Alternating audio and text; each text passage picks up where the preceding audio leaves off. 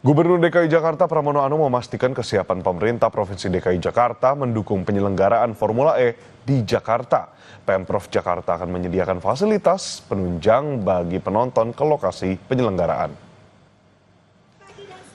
Pelaksanaan Formula E akan berlangsung pada 21 Juni mendatang di Jakarta International Circuit di kawasan Ancol, Jakarta Utara. Dukungan Pemprov DKI Jakarta berupa penyediaan berbagai fasilitas penunjang yang memudahkan penonton sampai ke lokasi penyelenggaraan.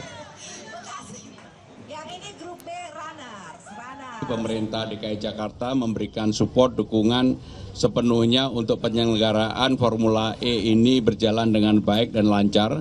Dan kami berharap masyarakat Jakarta dan juga masyarakat Indonesia yang ingin hadir secara langsung di dalam acara Formula E pada tanggal 21 Juni ini, tentunya kami akan memberikan fasilitas untuk kemudahan untuk bisa sampai di tempat lokasi penyelenggaraan.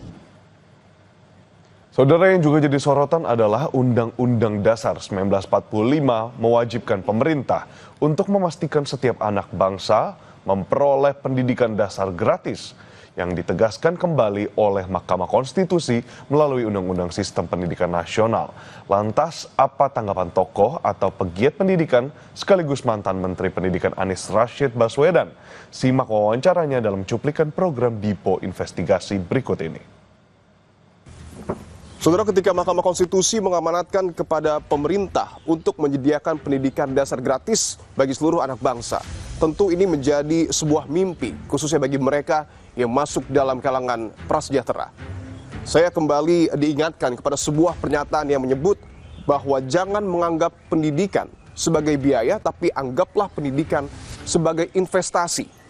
Tapi pertanyaannya, saudara, mampukah negara menyediakan pendidikan dasar gratis bagi seluruh warga negara di tengah sejumlah keterbatasan yang ada?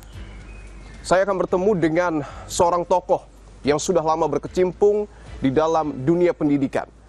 Ia pernah menyandang sebagai rektor termuda. Ia juga mendirikan organisasi nirlaba bernama Indonesia Mengajar, dan ia juga pernah menjabat sebagai Menteri Pendidikan dan Kebudayaan di tahun 2014-2016. Siapa dia? Dia adalah Anies Rashid Baswedan.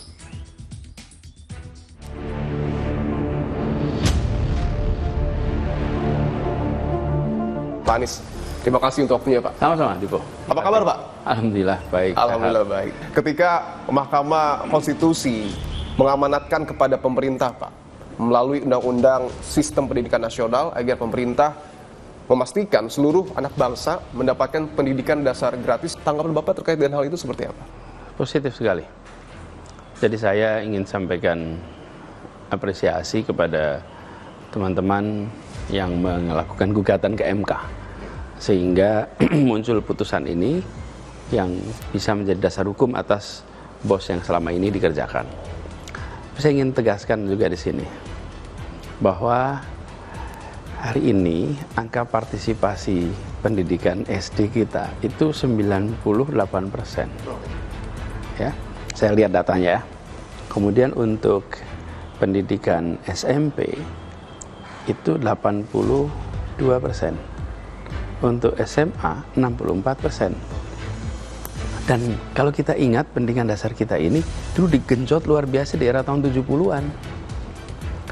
Angka partisipasi SD tahun 66 itu masih sekitar 60%.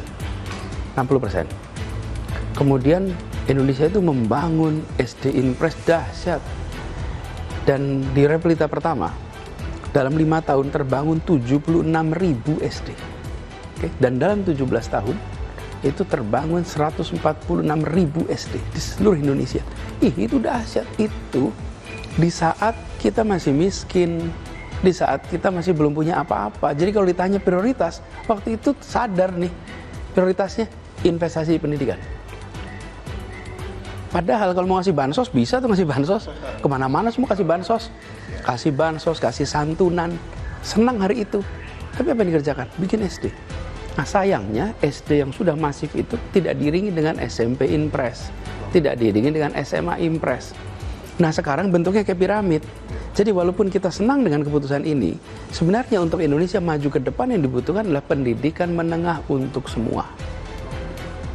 Pastikan bahwa angka partisipasi SD yang 98% itu muncul juga di SMP 98. Jadi kita harus sekarang itu investasi di pendidikan, nah, kesehatan tentu saja, tapi kita lagi ngomong soal pendidikan ini, karena kualitas manusia ini yang menentukan Indonesia masa depan. Nah, jadi hari ini tanggung jawab negara jangan sama seperti tahun 70-an.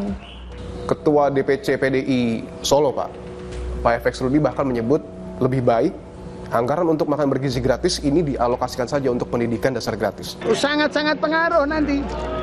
Karena APBD juga harus mengeluarkan untuk membiayai pendidikan swasta. Saran saya, MBG ini malah digeser untuk pendidikan gratis, itu malah bermanfaat dan bermartabat. Menurut saya sih jalankan yang sudah jadi janji. Apa yang menjadi janji, itu dijalankan. Jadi bila sudah dijanjikan makan bergizi gratis untuk SD, SMP, SMA, ibu hamil, madrasah, ibtidaiyah, tsanawiyah, aliyah, ya sudah semuanya dipastikan terima aja. Semuanya Karena itu terima. janji. Karena Kalau janji ya dilaksanakan. Jadi pada fase ini sudah tidak lagi berdiskusi tentang pro, kon, dan lainnya, udah selesai, karena udah diputusin kan. Ya, menurut saya pada fase ini ya kita saksikan dan kita lihat pelaksanaannya. MBG harus tetap berjalan, pendidikan dasar gratis, amanat konstitusi juga harus tetap berjalan. Tidak ada alasan apapun ya Pak, karena sudah janji dan amanat. Sudah janji, ya dilaksanakan. Jadi kalau kita ingin membesarkan kelas menengah kita, ingin membuat lebih banyak pribadi terdidik, terampil, bisa menjadi penggerak perekonomian, ya tidak ada pilihan kecuali meningkatkan kualitas pendidikan, akses pendidikan, sampai bagi yang memiliki kompetensi dan relevansi bisa meneruskan sampai pendidikan tinggi. Perubahan itu tidak akan terjadi hanya setelah palu diketok di MK. Perubahan itu akan terjadi ketika eksekusi itu dilakukan. Dan dalam eksekusi itu saya mengharapkan lebih dari sekedar fokus pada SD saja, SMP saja, tapi juga SMA.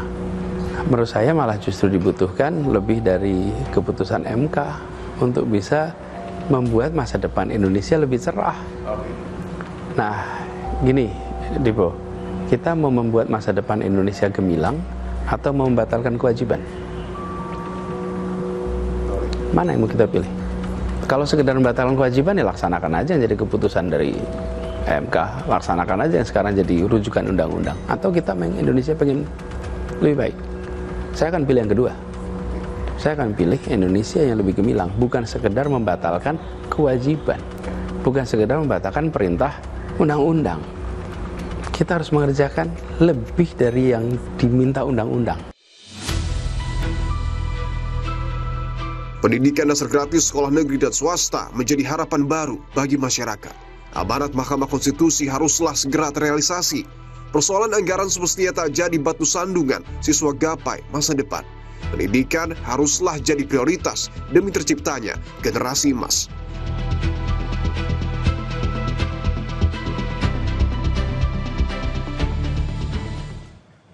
Saudara, usai jeda akan ada berita dari mancanegara. Salah satunya dari Amerika Serikat, di mana kemarahan demonstran semakin memuncak. Banyak mobil polisi yang dibakar di jalan-jalan kota Los Angeles.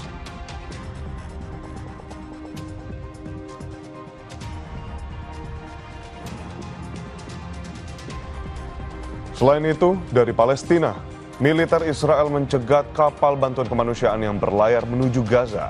Sejumlah aktivis internasional ternama ikut ditahan. Tetaplah bersama kami di Kompas Pagi.